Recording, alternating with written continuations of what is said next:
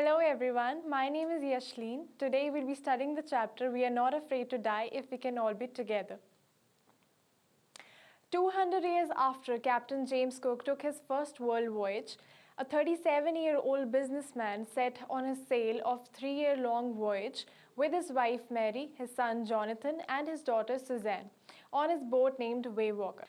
200 years के बाद जो नरेटर है वो अपनी फैमिली के साथ अपनी बोट वे वॉकर पे एक 3 ईयर लॉन्ग वॉयज के लिए निकलते हैं। अब उनकी जो बोट है वे वॉकर वो 23 मीटर लॉन्ग है और 30 टन है। इस बोट को उन्होंने सबसे टफेस्ट वेदर्स के अंदर टेस्ट किया हुआ है और उसे फिट बनाया ताकि वो सदर्न इंडियन ओशन को फेस कर सके। Now first they sail down the west coast of Africa to Cape Town. जो उनका पहला पार्ट है जर्नी का उसमें वो पहले केप टाउन जाते हैं और ये पहला पार्ट जो उनकी जर्नी का था बहुत ही ज़्यादा प्लेजेंट था, बहुत अच्छा था। तो केप टाउन से निकलने के बाद वो कहाँ जाते हैं? ईस्ट की तरफ to face the southern Indian ocean which is the world's roughest seas. वहाँ जाने से पहले वो अपने साथ 2 क्रूमैन लेते हैं जिनका नेम है American Larry Vigil and Swiss Herb Seigler. अब वहाँ पे वो लोग अपने साथ क्रूमैन लेते हैं ताकि वो उन्हें हेल्प कर सके to face the world's roughest sea. जब वो वहाँ से निकलते हैं तो उनको बहुत ज़्यादा स्ट्रॉन्ग विंड्स फेस करने को मिलती है। वेव्स का साइज़ बहुत बड़ा था। इनफैक्ट वो शॉक थे कि उन्होंने आज तक इतनी ज़्यादा टेरिफिक वेव्स देखी हैं, लेकिन ये वेव्स जो थी इनका साइज़ बहुत ज़्यादा था और वो बहुत ज़्यादा डेंजरस भी लग रही थी देखने को। बट जो उनका पहला पार्ट था जर्नी का वो बहुत अच्छा था, बहुत प्लेजेंट था। उनकी हॉलीडे बहुत अच्छी जा रही थी। ऑन 25 दिसंबर उन्होंने क्रिसमस भी सेलिब्रेट किया क्रिसमस ट्री के साथ और हर जगह सिर्फ सेलिब्रेशंस थी, कोई इंजरीज नहीं हुई, कोई ट्रेजेडी नहीं थी वहाँ पे, सब कुछ बहुत अच्छा जा रहा था। आफ्टर दैट ऑन 2 जनवरी जब वो अपनी जो जर्नी है वो स्टार्ट करते हैं तो उसके फर्स्ट पार्ट में जो 2 जनवरी वाले दिन जैसे वो देखते हैं कि जैसे जैसे उनकी शिप जा रही है उन्हें ऐसे लगता है कि सी भी वैसे वैसे उनकी तरफ आ रहा है उस शिप को इंगल्फ करने के लिए। जो वेव्स का साइज़ था वो भी बहुत ज़्यादा था और वो बहुत ज़्यादा डेंजरस भी लग रहे थे। एंड जैसे वो देख रहे थे वेव्स का साइज़ देख के और वेदर कंडीशंस को चेंज होता देख वो क्या एफर्ट्स करते हैं, वो सबको अपनी जो बोट की स्पीड है उसे स्लो कर देते हैं, सब कुछ डबल लैश कर देते हैं और जो लाइफलाइन जैकेट्स है वो पहन लेते हैं, ऑयल स्किन्स पहन लेते हैं और वेट करते हैं कि वेदर जो है वो ठीक होए और वो अपनी स्पीड जो बोट की है उसे बढ़ाए और वो अपनी आगे की जर्नी कंटिन्यू कर सके। Now the first hint of disaster, सबसे टेरिफिक और सबसे ट्रैजिक डे जो उनकी लाइफ का था, जिस दिन अराउंड 6 PM एकदम से क्या होता है बहुत ज़्यादा वहाँ पे साइलेंस हो जाता है। जो विंड्स इतनी ज़्यादा थी वो रुक जाती है वहाँ पे और वेव्स भी बहुत ज़्यादा शांत हो जाती हैं और ये बिल्कुल जैसे एक तूफ़ान के आने से पहले का जो शांति होती है ना वैसी वाली शांति थी। सब बहुत ज़्यादा डरे भी हुए थे कि इतना ज़्यादा साइलेंस एकदम से हो गया तो मे बी कोई स्टॉर्म आने वाला हो। तो एकदम से वो क्या देखते हैं कि जैसे उनकी शिप जा रही होती है सामने से एक बहुत बड़ा क्लाउड उन्हें दिखता है। ये ऐसा पॉइंट था जब उन्हें रियलाइज़ हुआ कि वो एक क्लाउड नहीं था, वो एक वेव थी। वो डबल साइज़ की वेव थी जो कि बिल्कुल उनके ऊपर थी, उनके हेड के। और जैसे जैसे वो जा रहे थे तो कुछ सेकंड्स में ही वो जो वेव थी वो उस शिप को इंगल्फ कर लेती है और हर जगह पानी ही पानी हो जाता है। पूरी शिप के ऊपर ग्रीन और वाइट वाटर्स हो जाते हैं। सब सामान जो शिप का था वो सारा फ्लोट करने लग जाता है। जो कैप्टन है वो एक डॉल की तरह रोल हो रहा होता था पूरी शिप के ऊपर। इनफैक्ट कैप्टन की बहुत ज़्यादा इंजरीज भी लगी। उसके जो लेफ्ट रिब थी उसमें क्रैक आ गए, उसके टीथ टूट गए, उसका पूरा जो मुंह था वो ब्लड से भर चुका था। अब ऐसी सिचुएशन को देख के उनको ऐसे लग रहा था कि ऐसी सिचुएशन में और शिप जब उनकी डूब रही है तो वो सरवाइव तो करने नहीं वाले, वो ऐसे स्टॉर्म में नहीं बचने वाले। उन सब ने अपनी जो डेथ है वो एक्सेप्ट कर ली थी, लेकिन एक रे ऑफ होप अभी भी थी वहाँ पे। वहाँ जैसे ही वेव ने उनको इंगल्फ किया और वहाँ पे पानी आ गया तो एक और वेव आई जिसने उस शिप को दोबारा से खड़ा कर दिया और वहाँ पे जो शिप थी वो फिर से फ्लोट करने लग गई। Now there was water everywhere. जो डेक्स थे वो टूट चुकी थी, जो शिप की फ्रेम थी जहाँ से वो होल्ड करते थे शिप को वो भी टूट चुकी थी। हर जगह पानी थी, जो डेब्रीज थे वो फ्लोट कर रहे थे और जो उनके क्रूमैन थे वो पूरी कोशिश कर रहे थे कि वो जितना भी पानी है उसे पंप करके बाहर निकाल सके ताकि शिप में से जो अंदर पानी आ चुका है वो बाहर निकल जाए और शिप दोबारा फ्लोट करे। इनफैक्ट जो चिल्ड्रन थे उनके भी बहुत ज़्यादा इंजरीज लगी थी। जो सुजैन थी उनके सर पे चोट लगी थी, जॉनथन की भी बहुत ज़्यादा इंजरी लगी थी। ठीक है, नाउ जैसे कि यहाँ पे आप देख सकते हैं जो शिप है वो सिंक कर रही है और हर जगह पानी ही पानी है, शिप पूरी तरह टूट चुकी है, उसकी बिल्कुल कंडीशन कितनी ज़्यादा ख़राब हो चुकी है। On this day they face a lot of problems. उनके जो हैंड पम्प्स हैं वो ब्लॉक हो चुके हैं, जो उनका इलेक्ट्रिक पंप है वो शॉर्ट सर्किट हो चुका है, पूरी शिप पे डेब्रीज फ्लोट कर रही थी।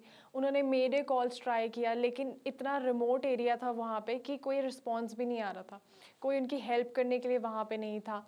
और स्यू जो थी उसके भी बहुत ज़्यादा इंजरी हो चुकी थी, उसके हेड पे स्वेलिंग हो चुकी थी, लेकिन इस सब में स्यू जो थी वो अपने फादर को नहीं परेशान करना चाहती थी। उसे दिख रहा था कि मेरे जो फादर है वो ऑलरेडी कितनी ज़्यादा एफर्ट्स कर रहे हैं हमारी लाइफ सेव करने में, और इस बीच में मैं उनको अपनी छोटी प्रॉब्लम्स जो है उसको बताकर मैं उन्हें और ज़्यादा परेशान नहीं कर सकती।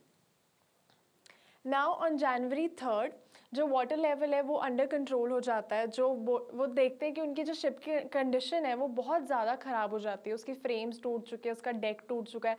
ज़्यादा से ज़्यादा जो उनकी शिप है वो उन्हें 15 आवर्स तक ही रख सकती है, उसके बाद वो सिंक हो जाएगी। तो उनका जो मेन कंपस है वो गुम हो चुका है। सारी कैलकुलेशंस करने के बाद उन्हें पता चलता है कि हमारे पास जो है, सारी कैलकुलेशंस करने के बाद उन्हें रियलाइज़ होता है कि उनके आसपास सिर्फ 2 आइलैंड है, एक ऑस्ट्रेलिया और दूसरा एम्स्टर्डम। ऑस्ट्रेलिया तक जाने की उनकी कंडीशन शिप की बिल्कुल भी नहीं थी।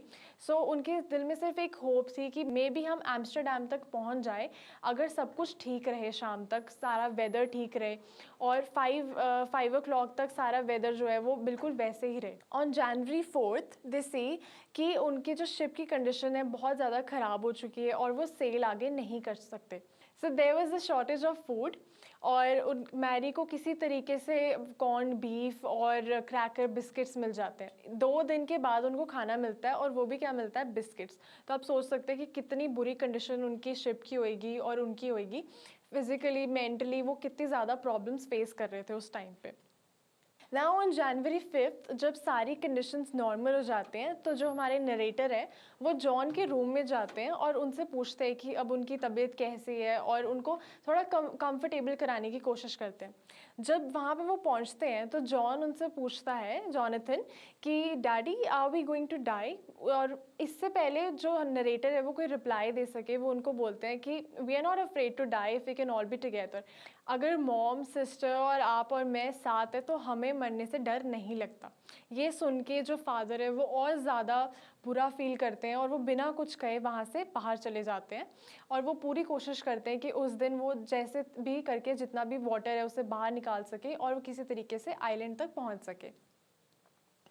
ऑन जनवरी 6 वो देखते हैं कि जो स्टॉर्म है उसमें से वेव वॉकर बाहर जा चुकी थी और सारे वेदर कंडीशंस नॉर्मल हो चुके थे। अब जो उनकी बेटी है सुजैन वो एक कार्ड लेके आती है जिसमें उसने बहुत ज़्यादा फ़नी क्रिएचर्स बना रखे होते हैं। बच्चे पूरी कोशिश करते हैं कि वो अपने फादर को किसी तरह से चेयर अप कर सके। इतनी ट्रैजिक सिचुएशन में पूरी फैमिली बहुत ज़्यादा टायर्ड हो चुकी थी और वो सारे सो जाते हैं रात को। सुबह जब वो उठते हैं तो जो बच्चे हैं वो अपने फादर के पास आते हैं और बोलते हैं, daddy you are the best daddy in the world. ये सुन के जो हमारे नरेटर है वो कहते हैं कि how can you say that I am the best daddy in the world. मैंने तो ना ही शिप को सिंक होने से बचाया, ना ही मैं कोई एफर्ट्स कर पाया आप सबको बचाने के लिए, इतनी इंजरीज भी हुए। तो वो कहते हैं कि डैडी आप एक बार बाहर निकल के देखो तो सही, हम आइलैंड पहुँच चुके हैं। तो जैसे ही ऑथर वहाँ पर जाते हैं और वो देखते हैं बाहर तो उनके सामने एक आइलैंड होता है। वो टाइम उनका सबसे बेस्ट पार्ट होता है और इतना खुश होते हैं वो सारे कि उनके सामने सबसे दुनिया का सबसे सुंदर आइलैंड था। नो मैटर वो आइलैंड की फिजिकली देखने में सिर्फ एक वॉल्केनिक रॉक था, लेकिन उस टाइम उतनी बुरी सिचुएशन में वो उनके लिए दुनिया का सबसे बेस्ट आइलैंड था जो कि एम्स्टर्डम आइलैंड था। इतनी बुरी कंडीशंस के बाद भी वो एक आइलैंड पे पहुंच जाते हैं और जितने भी 28 इनहेबिटेंट्स होते हैं वो सारे चेयर अप करते हैं और वो बहुत खुश हो जाते हैं। ये देख के उनका दोबारा से उनमें कॉन्फिडेंस आता है कि हाँ हम सर्वाइव कर चुके हैं और अब आगे भी हम अपनी जो जर्नी है उसे कंटिन्यू कर सकेंगे। आफ्टर दैट जो ऑथर है वो याद करते हैं कि जो क्रूमैन है उन्होंने कितने एफर्ट्स किए। वो बिल्कुल पागलों की तरह पानी बाहर निकाल रहे थे शिप से ताकि शिप बच सके। मैरी ने सारी रात बैठ के व्हील चलाया और जो बच्चे थे उन्होंने पूरा ट्राई किया कि वो अपने फादर को बिल्कुल अपसेट ना करे। इनफैक्ट उनकी इतनी ज़्यादा इंजरीज थी फिर भी उन्होंने अपने फादर को बिल्कुल भी बुरा फील नहीं करवाया और कि वो उनको बचा नहीं सके। बच्चों की ऑप्टिमिस्टिक थिंकिंग और पूरी फैमिली की और क्रूमैन के एफर्ट्स ने उनको हेल्प किया कि वो एक आइलैंड ढूंढ सके और सरवाइव कर सके। So here we can see the island, which is the Amsterdam Island. देखने में ये बिल्कुल एक वॉल्केनिक रॉक है, लेकिन उस टाइम ये सबसे सुंदर आइलैंड था उस फैमिली के लिए जिसने इतनी ज़्यादा बुरे कंडीशंस में वहाँ पे सरवाइव किया और वहाँ तक वो पहुँचे. So this is how the story ends. I hope that you all understood the chapter. Till then, I'll see you in the next video. Bye.